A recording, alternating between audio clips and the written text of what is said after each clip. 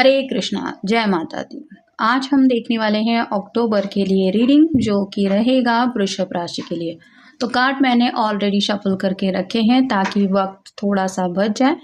तो शुरुआत करेंगे डायरेक्टली रीडिंग से। ये जनरल कलेक्टिव रीडिंग है, इसलिए हो सकता है कुछ कार्ड्स आपके साथ रेजोनेट करें या फिर पूरा रीडिंग, इट डिपेंड्स। पहला ही कार्ड मिला है 4 ऑफ पेंटिकल्स का। यहाँ पे भी अर्थ साइन है, तो आप इनसिक्योर फील कर सकते हैं कुछ बातों को लेके। जैसे आगे बढ़ना तो चाहते हैं, लेकिन कुछ फाइनेंशियल इश्यूज है जिनकी वजह से आप आगे नहीं बढ़ पा रहे हैं। कुछ शायद बातें करियर से जुड़ी हो सकती है कि चाहत होने के बावजूद भी आप अगला कदम नहीं उठा सकते, क्योंकि आपको वेट एंड वॉच की एनर्जी में रुकना है।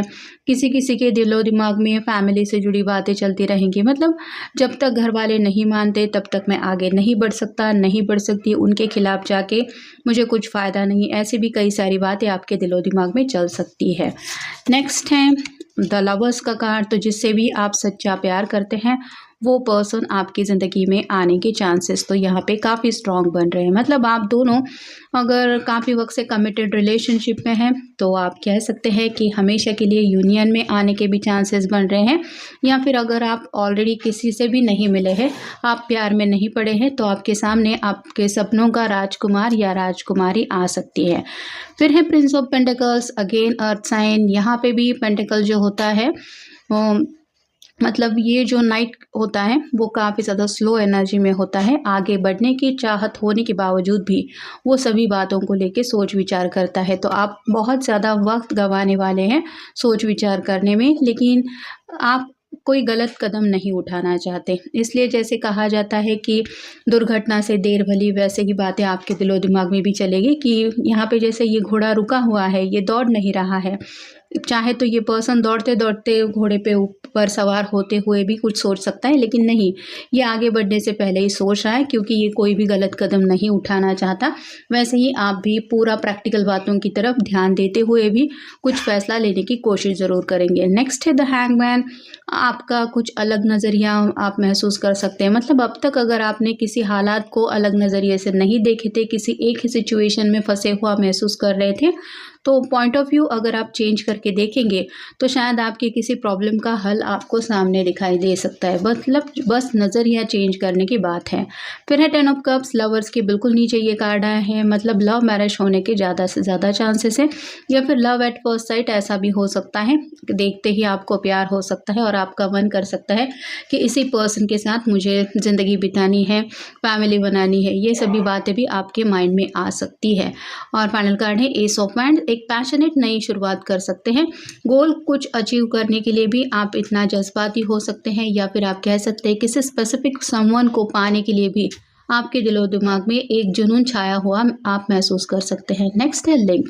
फैमिली के साथ आप काफ़ी ज़्यादा स्ट्रॉन्ग कनेक्शन महसूस करेंगे। जैसे यहाँ पे छोटा बच्चा है और पेरेंट्स के दोनों के भी हाथ हैं, वैसे ही आपके पेरेंट्स ने आपको कितने नाज़ों से पाला है, उनकी क्या ख्वाहिश है, उनकी क्या चाहते हैं, इनके बारे में भी आप सोचेंगे। और शायद इसीलिए हमें ये जो कार्ड मिला 4 ऑफ पेंटिकल्स का, पहले ही इनसिक्योर काफ़ी ज़्यादा आप फील करेंगे, क्योंकि आपकी चाहतें शायद एक तरफ हो सकती है और आपके घर वालों की चाहतें एक तरफ, और आप नहीं चाहेंगे कि किसी की भी चाहतों को आप हर्ट करें। फिर है ईगो। आपको थोड़ा सा ईगो से दूर रहना पड़ेगा। मतलब अपने आप को जितना आप सिंपल रखेंगे, या फिर खुद को सेंटर स्टेज पे रखे बिना जिन बातों को लेके भी सोचने की कोशिश करेंगे, तो आपके फ़ायदे की बात होगी। और फाइनल कार्ड है स्टेप अप। ज़िंदगी में आगे बढ़ने का आपका काफ़ी ज़्यादा मन करेगा, जैसे करियर की ऊंचाइयों को छूना हो, या फिर आप कह सकते हैं किसी का साथ हमेशा के लिए पाने के लिए आगे बढ़ना हो। ये सभी बातें आपके मन में आ सकती है। Hidden blessings found in the midst of struggle.